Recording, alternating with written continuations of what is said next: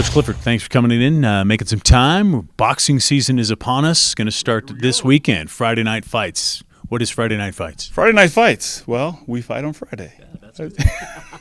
No, this is an opportunity for us to see our kids. They put in a lot of time and effort since school has started to kind of get themselves back in shape, ready for the Wing Open. And this is just prelims as we kind of do inter-squad fights throughout the year for our kids on Friday Night Fight to move themselves on their champs and challenger board, which basically bottom line means that they're moving themselves up in seeding for the Wing Open tournament.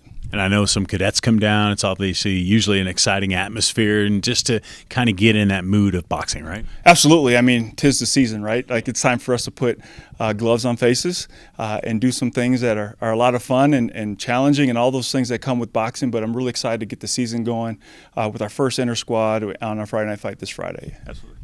What do you tell your boxers going into this? I mean, obviously, because I guess there's a little bit at stake trying to get into that Wing Open, trying to make that team for nationals. But what do you tell them going into these? Well, a couple of things. First, I want to work on some of the things that we talked about in boxing practice, right?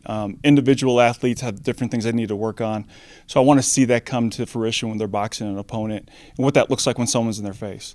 And secondly, you got to go hard, right? This is 100%. This is for your reputation. This is to move yourself up on that champs and challenger board to get that seeding just right before the Wing Open tournament hits next year. But we have a lot of time. So this is just our first one to kind of see where our team is at and what we need to do to get ready for nationals and regionals.